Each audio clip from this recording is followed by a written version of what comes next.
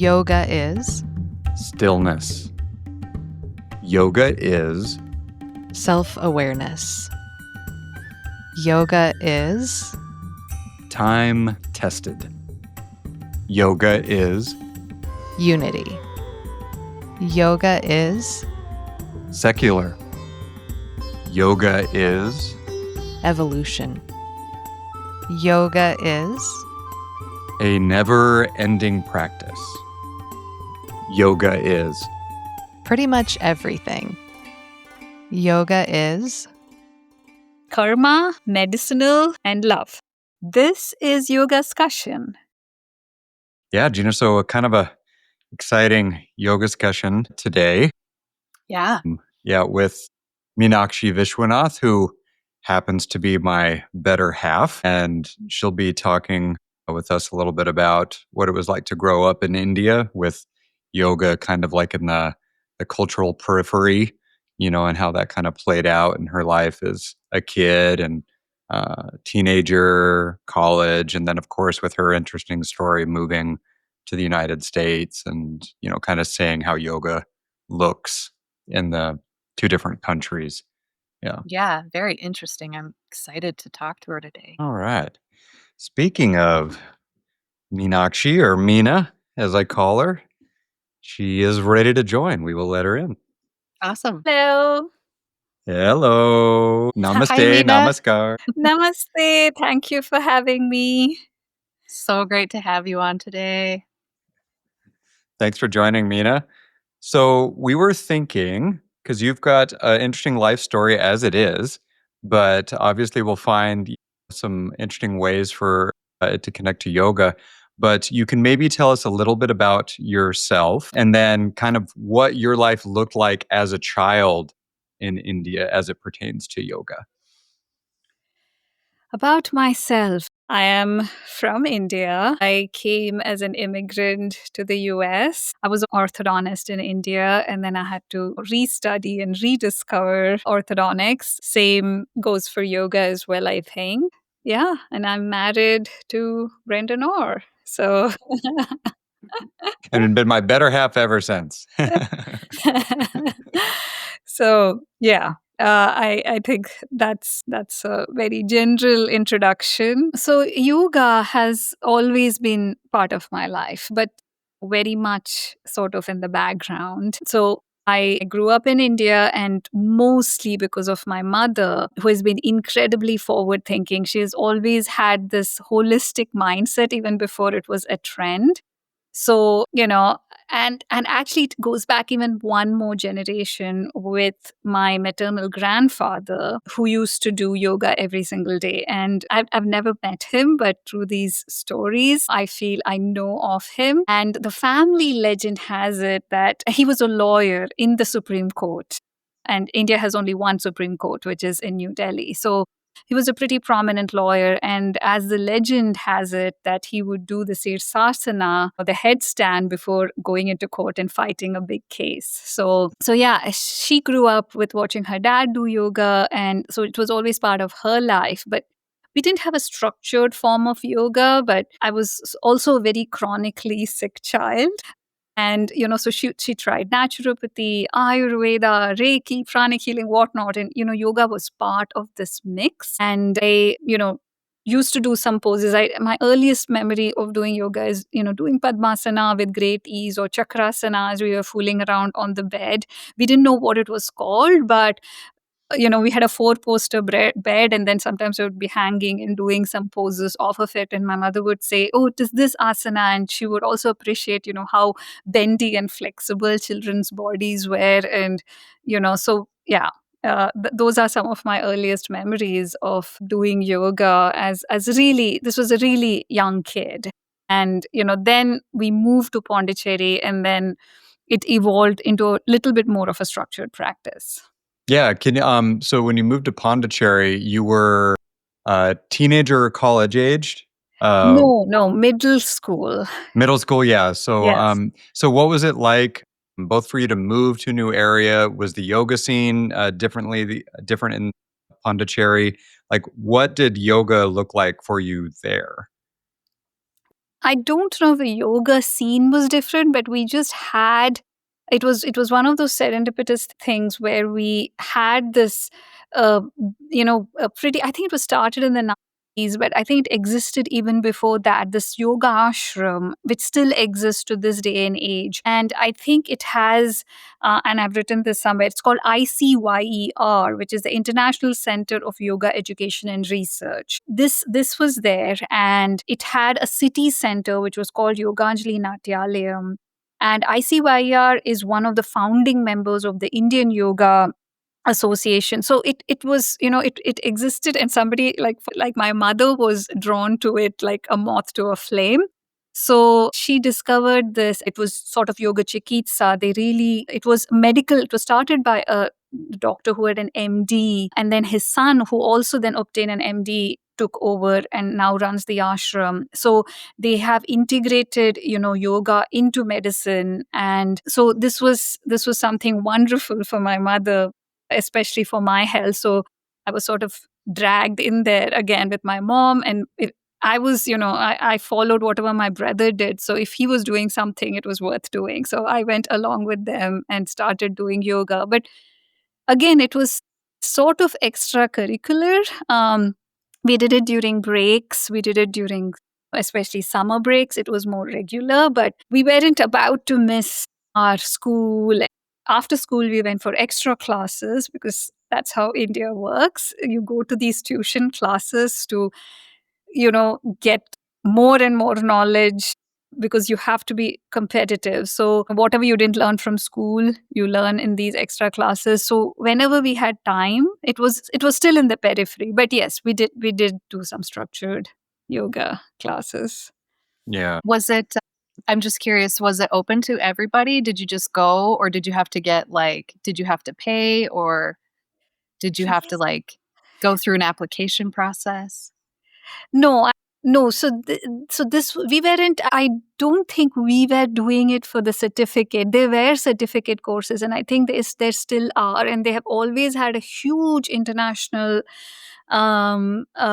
learning in their main, wherever their main thing was, which was, I think, by the beach. I don't think I've ever been there, but even at that time, they used to have huge swaths of people from the United States and Europe take their courses, stay there for 6 months in the ashram, and get their certificates. Whereas what we were doing, I know we paid, which was a nominal amount, but and I've told Brendon this. It's I went to a very age appropriate class. Most of my class were Mhm. young women or teenagers.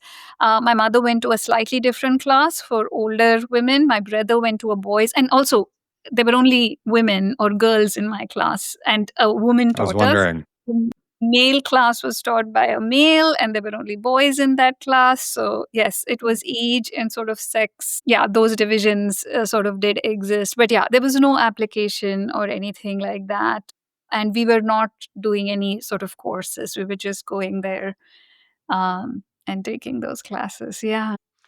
And there was yoga in physical education, or PE, as it's sometimes known here in the West. Yeah, right? I mean, that was a part of the curriculum or the physical education side of school. Could you maybe speak to some of those experiences? Yeah, so we had, PE classes where we had to do, we had a PE teacher, and they would give us some exercises, and in built into that, I guess because we were in India, and I don't know if all schools did it, but our school, which was sort of a federally run, government school, we probably it was incorporated in our syllabus. I don't know, but we used to have these, yoga classes in middle and high school, and it was, of course, we collectively rolled our eyes. It was not very cool to be part of that class. And I even remember that I wouldn't tell people that I was, I was going in learning yoga on the side during summer breaks because I would be seen as less cool. So I also rolled my eyes with everybody else. And, we loved monkeying about, and then doing shavasana, and everybody's favorite asana was shavasana, and we would all it'll be usually the last period at the end of the day, and we would be all exhausted. So yeah, we love doing shavasana. So I just remembered. Yeah. So you're telling us and listeners that the cool kids in India didn't practice yoga seriously. Is that what I'm hearing? Yeah, yes, I don't think so. I don't know if it has changed now, but yeah, that's how it used to be. Fun, fun. That's yeah, that's so funny because it's such a like same thing, right? Like the things that we do in America as adults that like feel healthy and good to us, we wouldn't they would not be the cool things that we would do as kids, like PE class, you know? Yeah, yeah. I mean, I don't know, like, now that I think back of PE classes, it did kinda seem like most people were not taking it seriously and just kinda goofing off, and then maybe the quote unquote "jocks" or really athletic people would be taking it really seriously. So maybe there's some similarities there. I'm not so sure. Yeah. So you're in, like, middle school, your teen years, and you've got this family legacy of your mom being into yoga and Ayurveda, and those stories of your grandfather practicing headstand before a court case. So, did you feel like you were coming into that role, or did you feel like yoga was actually something for you at this point in life? No, I think of myself as an on again, off again yogi. I don't know if I can even call myself a yogi, but it's always been there. Either, I've been taking it for granted that, okay, it's there, so in Hindi, there is a saying, Ghar ki mooli, ghar ki murgi dal barabar, means the chicken that is loitering around your house or your yard is equal to a lentil, because lentil is sort of considered the poor man's food, and then chicken or getting meat is a little bit more sort of exclusive. So I don't know, I didn't really think yoga was the big deal. Also, because of the Indian system, for us, uh, doing well in school, the competitive nature of just trying to get into a professional school and sort of making it into a profession itself was it was quite competitive. So all your energy is sort of focused on that. I think typically of a developing country, middle class family, you're sort of focused on that. And because it was part of my family, so I was introduced to it. I don't even know if this is, I don't know how many Indian families actually, even do that. I know, like, I used to see these kids again in the yoga ashram in Pondicherry who grew up in nearby villages and they were close to the ashram. They would come and they would do yoga. I would see those kids doing it because probably they had access, they were close to the ashram, and probably people who had the money and yoga was a thing that they could allocate time to did it. But I don't know, middle class, upper middle class, we were probably one of the few. I knew some doctors in one of the big medical schools. I grew up close to that. Some of these doctors really, really were into yoga. They were parents of my friends. So I knew some of these doctor uncles, as we call them, being, into yoga and trying to incorporate it into physiology and medicine. But yeah, I don't know how much it was part of the day-to-day life. So for me it was there, but I don't know if I really realized how much of a gift it was, and I Mm. don't know if I still do. I'll be very honest. I think that's very human, to realize that, like, what a great tool it is. And sometimes we still take our yoga for granted in whatever form it comes to us. Yeah. I'm really curious, when you moved to Pondicherry, and you started doing more yoga and your mom was getting more into that, did you notice that your health got better or did you kind of maintain that same? No, yes, my health did get better, but more than yoga, I would attribute it to me really getting into playing sports, especially basketball. I would perpetually not be hungry, and consuming food was a laborious task for me for a long time. But when I really started playing and doing track and fields and basketball and all of this stuff, that's when I really understood, person can get really hungry, and food was something which could satiate hunger. So um I don't know. I always felt, my mother would be like, I keep waiting for this girl to ask for food, and that was never asked, and that's why she was trying various things to see, if so. It could be yoga, it could be a combination of everything she was doing, but for me, I think a distinct change came when I really became extremely physically active. Yeah, and then we've touched on like how much yoga was a part of your life or maybe the average Indian's life, and maybe that's related to, class, life circumstance to a certain degree. Now, since you've been able to travel back to India and, there's been a little more re-emphasis on yoga's role in Indian identity. There's that big sculpture in the New Delhi airport of the Cool. Surya Namaskar statues essentially winding around a spherical shape, which could be the sun. As someone who grew up in India, where yoga was there, maybe it wasn't Right. like a super close core aspect of your identity, but seeing what it's becoming, would you describe it as a resurgence? Or what is your perspectives on what could be yoga's, becoming a part of Indian identity again? Yeah, no, I think there has definitely been a resurgence or a reinvention, especially with our current head of state, our current prime minister, and his emphasis on yoga. So I definitely think there has been a resurgence. Though again, it has always been part of our ethos. It has always been there. In preparation for this yoga discussion, I was even looking at the various yoga centers because I'm familiar with one or two.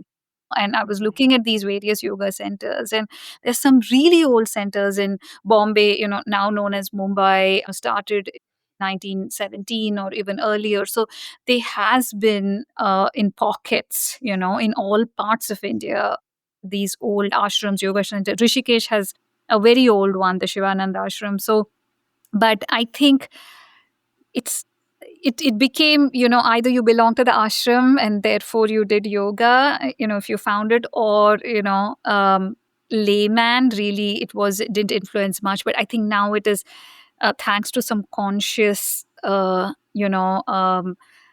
teachings on TV and certain people, or certain forms of yoga becoming famous, and this political push, I think now it is definitely a little bit more uh, has permeated the Indian society.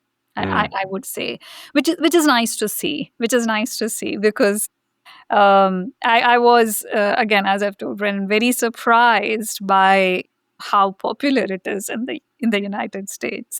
Yeah. And then maybe that's a good segue because, you have this, I don't know, maybe calling it arduous would be not giving it full credit, but you had this trying experience, this challenging experience moving to the United States, rebuilding yourself and your career. And you had some experiences even where you were in school in Connecticut, as I understand it, where you had opportunities to be encouraged to do yoga again. Could you maybe speak to like this time in your life in Connecticut?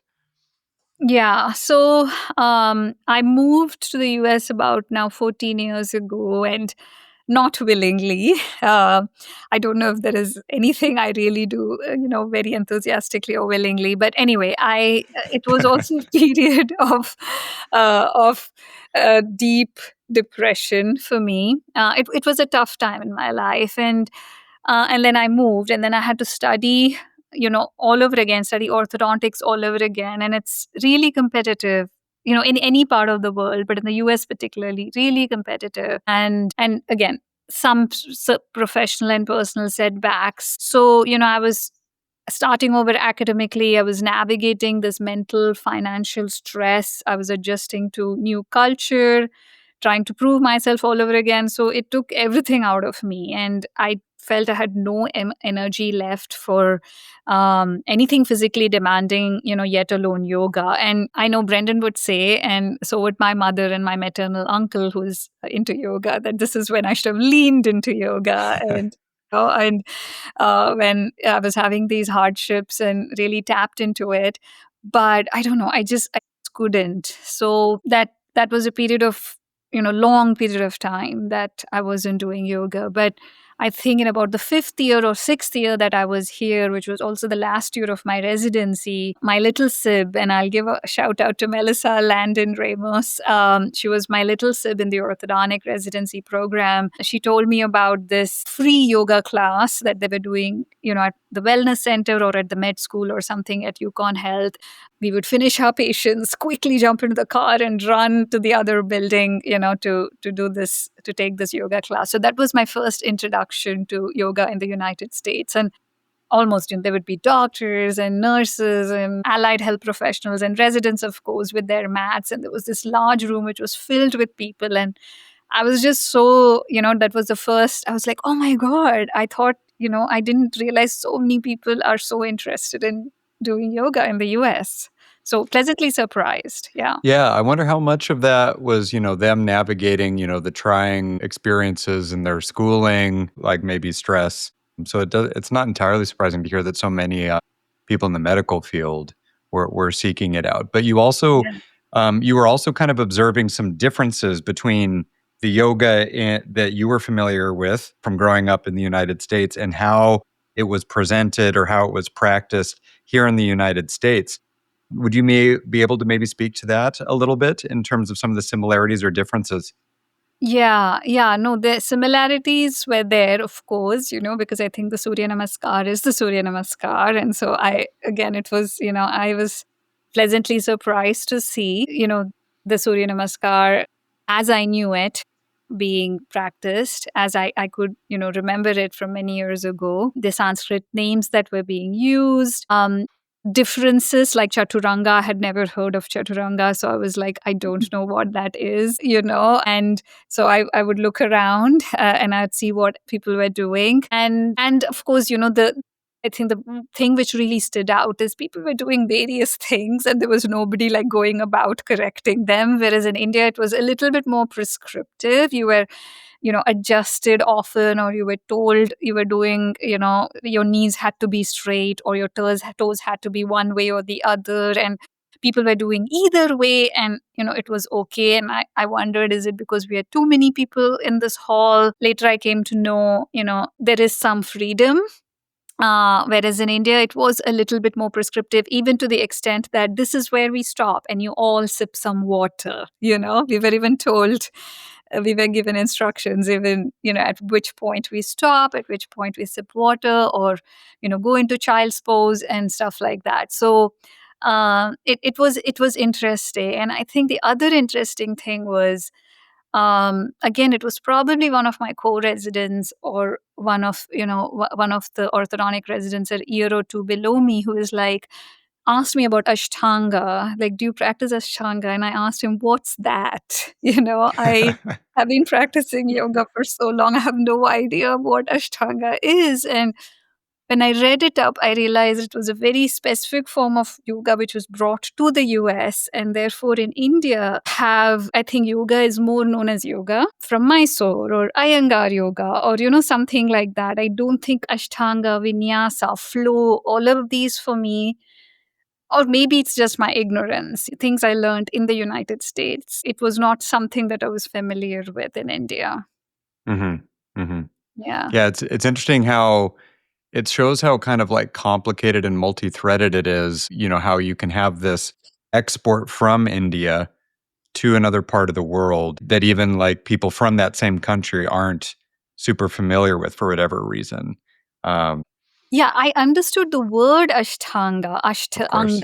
Ashtanga, the 8 limbs, which was Patanjali's original, but I didn't realize, it had been termed as a form of yoga, which Mm. I think is specific to Patabi Joyce. I think that's what I read. Yeah, and I liked how you're touching on these differences in terms of kind of what the conventional norms are, for the lack of a better way to describe it, in terms of how, the type of teaching or instruction might be, a little more precise, I believe the word you used, maybe a little bit more strict, you know, Mhm. maybe Yeah. more specific expectation. And then thinking about how, especially in modern times in the US, there's a lot of emphasis like on individual preferences for space. Like, as Gina is another like teacher and practitioner in the States for a long period of time, like, what do you think of this comparison? Yeah, I think it's really interesting because, and I don't know if this is how it is in India, teachers are getting like a pretty intense anatomy in their teacher trainings. But like one thing I've noticed in teacher trainings in the US is that as a teacher, well, when I first started teacher training, we had a small anatomy section. We talked about, compression and tension and orientation in the body. But as I got deeper into teacher training, anatomy became this like very intense study of like, oh, we need to like know how bones are shaped. And I think it's really interesting because like in a forward fold, say I'm doing that seated, I don't have a lot of flexibility in that. But if I'm standing, I do. And so I just find it interesting. And I don't know if maybe you could speak to this. Is there a division between, and maybe not because you were a young child or you were a young person then when you were there. Um, No, but but if there's like, it would be yeah, fascinating to speak to somebody who has actually done a teacher training course in India yeah, and what that course looks like. And I would, want even Brendan to do one and go through that process because he's so passionate about yoga. And so, yeah, I don't know really what is taught in a teacher training course, but it is an intensive. There are intensive courses, so yeah, mhm. that would be interesting. Do you have a preference? Like, are they both different? Like when you're practicing in India, do you like that it's more prescriptive and more strict? Or do you like the way you are experiencing yoga in the United States where it's like, just tune into your body and do what your body feels? Like, how can you speak to that? Great question. I absolutely did not mind it in India because that's the Indian way. Our schools are pretty prescriptive. Our dental school was pretty strict and prescriptive. So that's the way of life. You don't Mhm. you don't challenge authority, and you just follow the rules, and you do the guru shishya thing. Revere your guru, and if they're telling you something, you try your best to follow through. So that worked at that point in time. But yes, I think, once when I did start practicing it in the US, like everything else, yes, I really liked having the freedom. But yes, once in a while, I would feel that, you know, I would like a little bit more instruction. I would like a Mhm. little bit more guidance, like put your feet this way instead of this way. And so I'll sometimes be looking at, to see what the teacher is doing. And then sometimes the teacher themselves would be doing it two different ways the two times they're demonstrating it. So I'm like, okay, this is a little confusing. What is the correct way to do it? So in my mind, I still don't know if there are multiple ways to do it. Is there a correct way and a wrong way? I don't know. So, Mm. yeah. Yeah. I think that speaks to I don't know if it's necessarily a debate in yoga, but more of like a long standing topic of like, is alignment based better or is the idea of like an anatomy based Uh-huh. practice better? And I can see reasons for both of those. Like I feel like I'm always a both and person. Like, Mhm. when someone's first starting yoga, it might be really good to be teaching them in more of an alignment base so they can just get the shape in their bodies.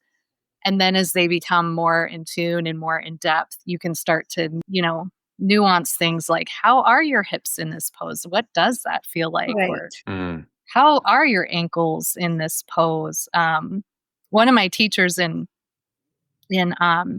Vancouver, he was talking about how he would teach this student, and the student would always say, like, that hurts in my ankles. And then, when he took anatomy classes, he was like, oh, I looked back at this student and I realized that like their feet just were shaped a certain way in the bone structure, and it would always hurt them to be teaching an alignment based pose to them that way. Mm. So I always think there's so much room to expand. Yeah, Side absolutely. tangent. And like Yeah. even beyond just like the physical aspects of a yoga practice, it's for me, it's always been interesting to see the spiritual component in all this because it has been for the longer period of time a spiritual practice Mhm. more so than a physical practice in India. And it's a spiritual practice for plenty of people in the West or the United States, but it's probably a fair comment to say that it is primarily a physical practice. and how that manifests in some of the teaching norms. Like emphasis on anatomy, emphasis on alignment. Whereas you might take a class from someone else and they might adjust you like physically, but really the emphasis is on cultivating that inner connection. And so yeah, it's all quite fascinating for sure. Yeah. So, Meena, you had time in Connecticut and you eventually came further west to the Midwest, and you Yes. had other opportunities to jumpstart your yoga practice with, new people. You left your yoga support system back in Connecticut. And what did that look like for you in the Midwest where you moved to? So again, yoga was not something immediately that I was like, oh, now that, I have a job and I'm not in survival mode, I can immediately go back to yoga. It was not that way. It was, again, the push came from my brother who was like, oh, you're becoming a bit of a shut-in, very reclusive, and you have to go out and meet people. You have to find a way to do something you love. So his options were go to a yoga class or go and work at a cat or a dog shelter, a rescue place. So I went to a cat shelter, and I just couldn't take it. I wanted to adopt all those cats all at once. It was emotionally too taxing for me. So then we discovered the yoga studio. But before that, again, I had gone to I think I had gone to a yoga class at a gym or something like that. And I don't know, it was just not for me. It just seemed very chaotic, and I don't know if it was a hot yoga. I don't know what it was, but that was the first time I'd done yoga, at a gym. And I even remember I came up and I threw up or something like that. So I was like, oh, I hope this. So I did some research and I found this lovely yoga studio, which is where I met Brendon. But it was cozy, it was intimate. The teachers were just lovely, and I immediately felt home. So I'd found my yoga home, and during this period of time, my mother was also visiting, and she obviously wanted to join me. So we both would go to yoga, but again, it was something that I wanted to do twice or thrice a week because my mother was there with me and because I had paid for it. And and then move on to other things like focus on my job, focus on career growth and stuff like that. So it still was sort of extracurricular, but I knew I was sort of doing something for my health. Mm. um yeah, and again, it was on again, off again. Like if I had a big project due or a paper due or something, I would take a back seat from the classes. And then when I had a little bit more time, I would be a little bit more of a regular. So yeah. Yeah. And so your mom was the one getting you to the studio back then, or were you self-motivating? There was some self motivation, but yes, it's always good to have company. It is always good to know people and have company. But as Brendon knows, even after she left, I would continue coming to classes. And that's how in one of those classes I started talking to Brendon, because I was the only student in class, and I don't think any class happened, and we just spoke and connected, and rest, as they say, Yeah, is and I was history. just subbing that class. It wasn't going to happen even like, a week prior to that. So, yeah. I was actively looked at the schedule, and I actively avoided taking Brandon's class. So yeah. Thank you. Thank you.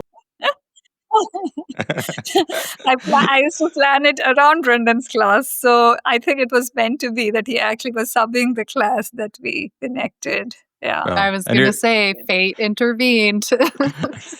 and you still didn't end up taking the class. So, yeah, go figure, go figure. Yeah. Yeah. And so I think it's interesting, right? Because look, your time in Nebraska, you dabble in yoga, you start being in a relationship with someone where yoga is very much their passion.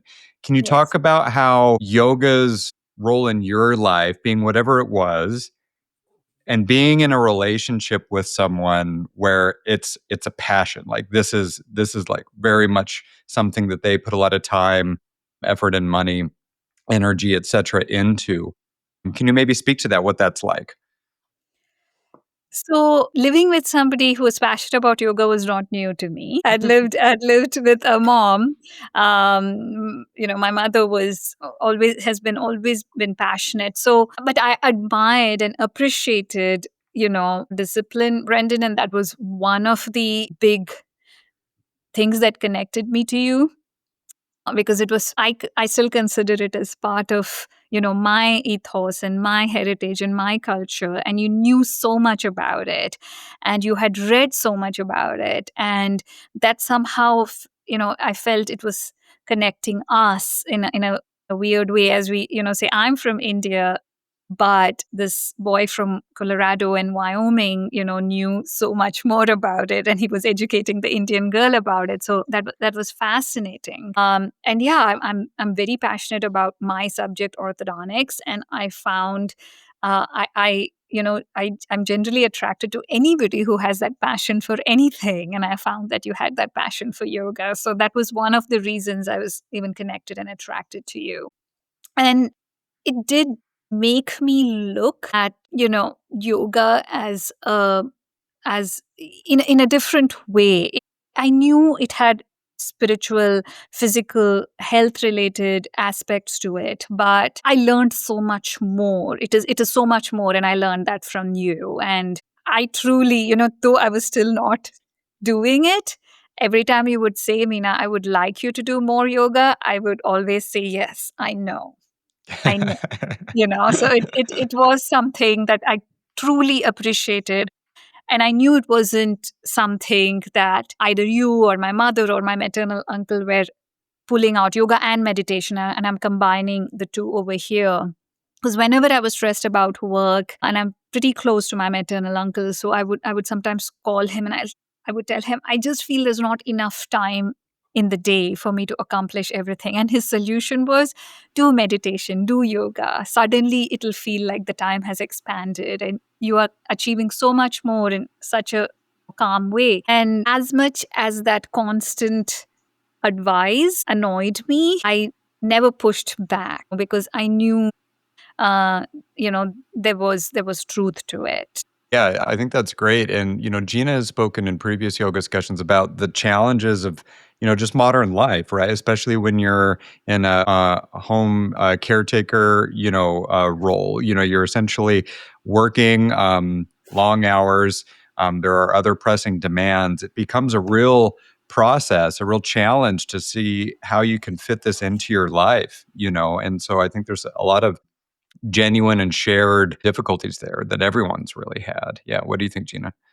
Yeah, I mean, in yoga teacher training, we talked about the history of yoga and how in India it was more at a certain time period, it was really more for people who are in the elite or like ascetics, right? Like it was for people who were like giving up the material world and moving into the forest and like doing yoga and meditation like 100% of their time. But over the history of yoga, it changed into what they would call a householder, so like householders could do yoga and could pursue kind of spiritual enlightenment through these practices. And I personally think that's where the power of yoga is for modern people Mm. because, unless you're in the 1%, which let's face it, very few people are, we're all having to figure out survival on whatever level we're at, whether we're working 2 jobs or 1 job or 3 jobs even, or maybe we have a side hustle, but, like, how do we I feel like yoga's so good at this, like your uncle said, it slows down time Mm. because it, like, rewires your brain in a way that allows time to be bigger, and it allows you to, like, connect into the real world Mhm. versus and when I say the real world, I really mean, like, versus the internal world where we're like, "This has" we give so much importance to stuff that maybe is more of a story. Mhm. But, yeah, yoga became this way that householders, just regular people who are taking care of kids and caring for parents and have a mortgage and have responsibilities and jobs, how they can access within themselves the beauty, oh my God, the real beauty of like, oh, this almost makes me cry to think about it, but Mhm. the real beauty of their essence and their spirit. Yeah. You know, like, I think that's like, even just the word namaste or namaskar is like, hey, you're divine. Like, there's divinity in you, no matter how many jobs you have or what your caregiving situation is. Like, you are divine, and there's a spark of you deep inside that yoga can unlock. That's like, don't forget your divinity in the rush of this physical life, right? Yeah, I well love put. that. Yeah, yeah. And I think, Mina, so we've recently, or relatively recently, moved, to another state in a new city amidst all the challenges associated with, a big move like that. And you've talked a little bit about how you've been kind of, maybe for the first time in a long while, the first time ever, sensing a shift internally in terms of finding some self motivation or an inner calling to pick up, like a yoga practice. Could you maybe, share with us and listeners what that experience has been like to get there and where it is now based on, if you want to call it recent experiences or recent changes?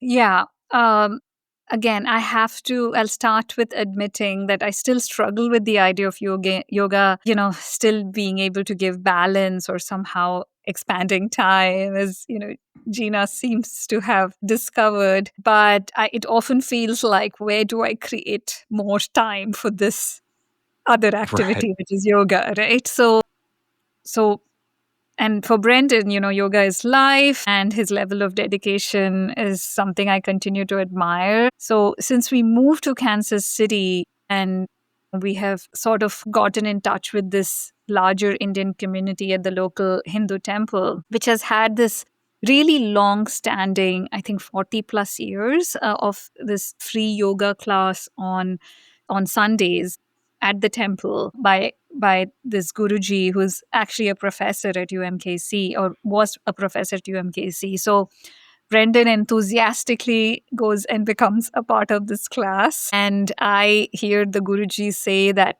please only come to the mat if you are mentally ready and prepared to embrace this, prepared to embrace all aspects of yoga. So again, I went through another very challenging period of time. The last year and a half was very challenging for us, and for me, particularly at work. It was really challenging. So I didn't feel if I was mentally ready. So rather than again leaning into and doing something I was unsure of, I, decided to take some more time for myself before I made that commitment. And again, thanks to Brendan's encouragement, or let's be honest, let's call a spade, his constant nagging. uh, and Guilty? Hmm? um, and I have to add, because I can also dig my heels in. If I'm not ready, I'm not ready, because if I commit to something, I'm again 100%. So Absolutely. the workplace, there was some mammoth tasks which were completed. There's relative peace and stability. I really felt I could again join this yoga class in the temple, and I have joined it fairly recently. I started going with Brendan, and I have to say that this is probably one of the first times. No, I have felt profound experiences before, but this just feels really special. This feels something, it feels different. And this is structured again something I've never experienced before. It is structured very differently. Mm. This is a self-paced yoga class. So in the class, everybody at any given point of time is doing a completely different asana from everybody else. There are only a few which we all do together. We chant mantras at the beginning, at Mm. the end, but everything in between is completely self paced. And the Guruji comes and helps you, and he'll ask, which asana are you doing? Because there is like a sheet of paper, and you go through the poses. I think it starts with standing, sitting, and then the laying down poses. But I think you can pick and choose which are the ones you want to do on that particular day. And yeah, so it's again very new, but the I'm actually feeling, through the prayers and the mantra chanting, and he sort of, I won't say it's a discourse as such, but he does, give a short talk at the end of the class.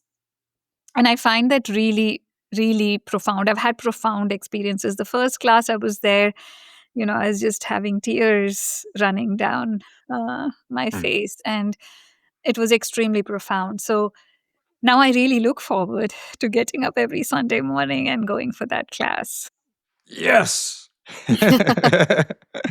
And the added benefit that we go to the temple cafeteria and have some yummy after yoga Indian food. So Yeah, it's that's like a definitely a bonus. perk. But I think Yeah. what you're speaking to is, something that Gina's experienced, I've experienced, plenty of others have experienced who are listening and otherwise, is that, whether it's your partner, a family member, friend who's supporting you, bringing you to the studio or nagging you plenty to do it, and maybe it'll continue to be on and off again, right? Because life is life. But like, it seems like there has been like an internal shift. And when that internal shift happens, that's really when an interesting connection starts to happen. What do you think, Gina? Yeah, I mean, I think it kinda hits for everybody differently, but I love the Mhm. chanting, like, when I took a chanting course, I took a mantra course, and I there were times where I would just feel like I was gonna vibrate apart, because the mantras were so powerful, and I was like, "I'm missing this in what yoga has to offer me in my town," right? There's no one who does mantras Mm, necessarily. We do have a Kundalini class, but it sounds lovely. It sounds full and whole and supported and not like, I've heard some people say that in India, sometimes when you're in an ashram doing a program, it can be like very strict, but this Mhm. sounds more nurturing or, yeah, nourishing. And I do think Yeah. as people experiencing yoga, like those moments of profundity and like sacredness can just hit anytime. I mean, I've taught classes where I've seen people crying, right, in my class, and you're like, "Okay, I'm holding space for whatever's happening here," whether it's sad, heavy tears or like tears of enlightenment or tears of joy or tears of connection. As a yoga teacher, sometimes it's hard to witness people having those emotional for sure. openings, Yeah, for sure. but also it's like there's so much gratitude for being able to offer space like that. Hmm. You guys are so lucky to have that Hindu temple and this practice. Yeah, it'd be nice if there was ever one in every community, but maybe it'll get there. There's plenty of Indians in the world, so get started, Indians. Put a Hindu temple in every in every town. But yeah, I guess my less serious question, Mina, would be like, you have worked so hard in your career with a lot of persistence, passion, focus, and there's a lot of people who look up to you. What could you say about the importance of whether you just want to call it stick to itiveness or in the yoga, commitment to practice, continuing to show up? Could you maybe give us your hybrid orthodontics yoga, like life advice to someone who is going through challenges, whether it's academically, professionally, personally, and the benefit of sticking to something, being connected to something inside of yourself, beyond yourself, and seeing it through?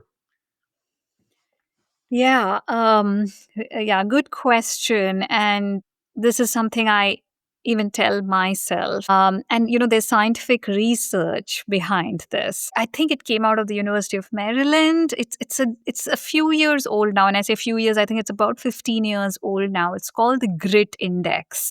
I don't know if you have Angela Duckworth Grit Index. And apparently, what they found and I think they were studying really little kids, and this also came out of the military. I don't remember exactly who their test subjects were, or they used multiple test subjects. But what she found was that it was not the most talented child who ended up doing the best in the world, however she defined that research defined success as. It was not the most intelligent, but it was the child who was the most gritty, right? The people who stuck to it in the end either finished whatever they started or ended up being the most successful, however you define it. So and that's became the popular grit index. What your grit index was would define your ultimate success. So I think whether it comes to orthodontics or yoga, whatever you want to excel at, be at it. Be at it. Work at it as if, it was the air that you need to breathe to survive, right? Only if you're 100% committed to something and have the capacity to stick through the ups and downs and keep your practice, will there be an ultimate, that energy transfer. The universe really listens to you and says, okay, I'm going to give you what you're looking for because you have done the penance and the meditation and you have stuck through all of this. So, yeah. And that's something I tell myself. And yeah, I tell sometimes my residents as well, my staff as well, when you're going through tough times, I'm not saying that you have to live in a toxic environment and somehow stick through that and get through that. No, that's not what I'm saying. I'm talking about, if change is needed, you either change the environment or you change yourself, as we have heard in some of the episodes in the Podmasana podcast. But if you have an ultimate goal and you have carved out a path, just stay on that path and stick to that path. And yeah, you will get there. Yeah. So I think as we wind down this wonderful yoga discussion, Gina and I have a couple customary, lighter, but maybe even more, deep questions, depending on how they hit you. Gina, do you want to go first? Sure. Could you describe what yoga is to you in 3 words? Yes. So because yoga has followed me, or maybe I have followed yoga. I don't know, but it has always been part of my life. I want to use the first word as destiny or karmic. I have a karmic bond with yoga. And because, my first approach to yoga was my mother's approach was to, make me better, make me healthier. I would call it therapeutic or medicinal. And then the last one, of course, because I met Brendon through yoga, it would be love. So karma, medicinal, and love. Oh, warm So sweet. feelies, That's warm so feelies. sweet. I'm gonna cry. Excellent. It was great having you on, sweetie. Thank you so much. Oh, so nice to hear your story. Thanks for doing this. Thank you. And really nice seeing your face, putting a name to a face. Gina, Likewise. thank you. Yeah, thank you for, I've heard you and I've heard off of you, and it's lovely to hear you. You have such a lovely voice, and you're a very good speaker and an orator. So it's been a pleasure listening to all the other episodes of YogaScussion. So yeah. Thank you for previewing them. All right. Thank you both. Yeah. Bye-bye. Bye. Bye. Hey, listener. Want to get early access to ad-free episodes of the entire Growing YogaScussion archive, as well as live recordings? Want to submit comments and questions to the guests and the hosts? You can join the YogaScussion Circle and receive a link to join each YogaScussion episode as it's recorded. During the recording, you will have the chance to ask questions and participate in the YogaScussion yourself. Feel good about being a sustaining member of the show while also joining the YogaScussion with us. Thanks for listening, and we look forward to you joining the YogaScussion soon.